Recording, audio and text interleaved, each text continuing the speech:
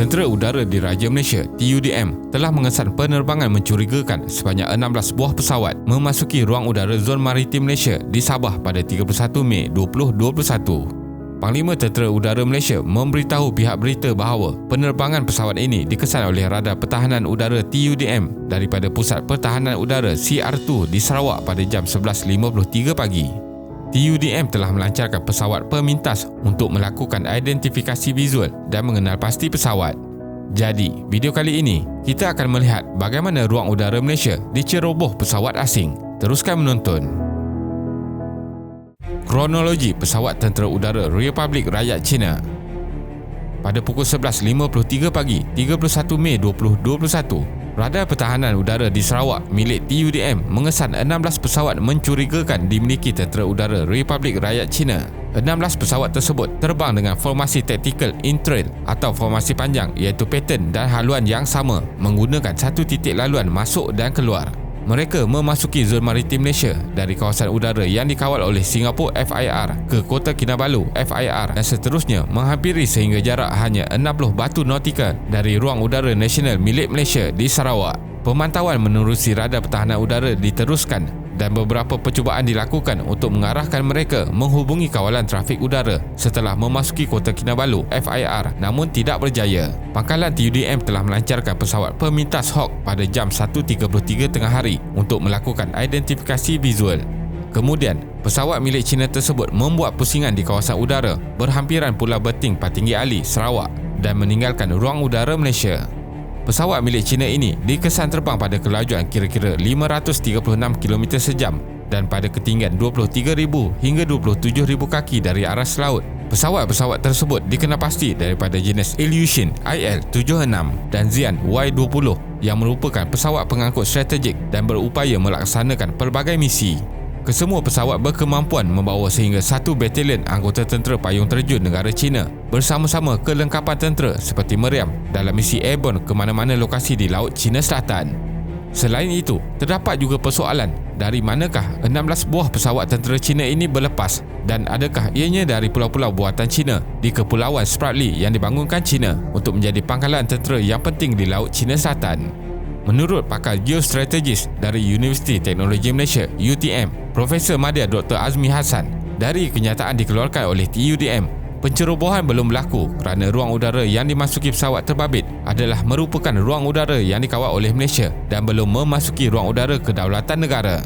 Bagaimanapun, berdasarkan undang-undang, China tetap perlu memaklumkan dan mendapatkan kebenaran jika pesawat mereka mahu merentasi ruang udara yang dikawal Malaysia.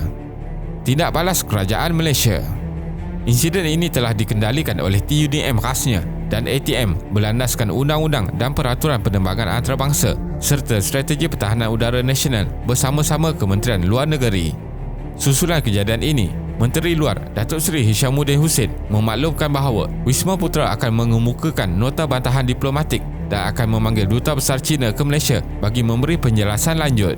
Pendirian Malaysia juga sangat jelas, iaitu hubungan diplomatik mesra dengan mana-mana negara tidak sesekali bermaksud kerajaan Malaysia akan berkompromi tentang soal keselamatan.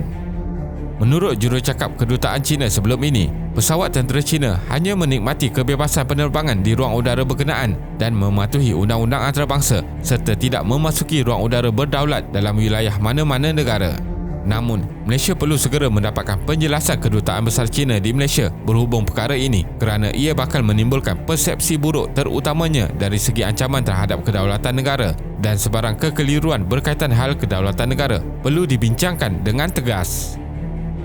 Undang-Undang Udara Antarabangsa. Pada asasnya, ruang udara sesebuah negara adalah tertutup untuk pesawat dari negara lain. Tiada pesawat yang boleh terbang tanpa mendapat keizinan terlebih dahulu. Malaysia berada di kedudukan strategik di tengah-tengah rantau Asia Tenggara. Kebanyakan kawasan maritim di Laut China Selatan adalah kawasan Zon Ekonomi Eksklusif EEZ. EEZ ini ialah zon laut yang ditetapkan oleh Konvensyen Bangsa-Bangsa Bersatu dan perlu mengikut undang-undang laut di mana sesebuah negara itu mempunyai hak-hak khas berkaitan penerokaan dan penggunaan sumber-sumber lautan termasuk penghasilan tenaga daripada air dan angin menjangkaui sejauh 200 batu nautika dari garisan pantai sesebuah negara. Konvensyen Undang-Undang Laut Antarabangsa 1982 membenarkan pesawat asing terbang secara bebas melalui ruang udara di zon EEZ seperti yang diperuntukkan oleh Perkara 58-1. Akan tetapi, Perkara 58-1 ini perlu dibaca bersama-sama dengan beberapa peruntukan lain, terutama sekali Perkara 88. Perkara 88 memperuntukkan bahawa perairan EEZ hanyalah boleh digunakan untuk tujuan keamanan. Penggunaan ruang udara bagi tujuan latihan ketenteraan seperti yang berlaku ini boleh ditakrifkan sebagai bukan lagi tujuan keamanan seperti yang termaktub dalam Perkara 88. Perbuatan negara China ini secara terang-terangan melanggar undang-undang antarabangsa. Konflik di Laut China Selatan. Pertikaian di kawasan Laut China Selatan menyentuh mengenai hak laluan pelayaran, keselamatan maritim dan juga rebutan sepadan kawasan perairan antara negara China, Taiwan, Vietnam, Filipina, Malaysia dan Brunei. Konflik mula terjadi apabila negara China mula membuat tuntutan atas hak kedaulatan di sebahagian besar perairan Laut China Selatan melalui Nine Dash Line dan mula agresif dalam merampas hak tersebut. Kawasan merangkumi Nine Dash Line ini berbentuk lengkungan U mengunjur dari utara ke selatan sehingga ke perairan Sarawak. Melalui tuntutan maritim ini, ia turut juga merangkumi ruang udara di atasnya. Pusingan terbaru ketegangan yang berlaku ini mula memuncak sejak tahun 2009 di mana Beijing telah mengambil pendekatan berbentuk power center bagi membentuk kawalan de facto ke atas ciri-ciri maritim, meningkatkan kecurigaan serantau dan kebimbangan terhadap dominasi China. Persaingan geostrategik yang berlaku ini juga melibatkan persepsi dua kuasa besar iaitu Amerika Syarikat dan China yang melihat satu sama lain sebagai ancaman kepada kepentingan nasional yang ingin dijaga di Laut China Selatan. Kenapa pesawat Israel terbang di ruang udara Malaysia?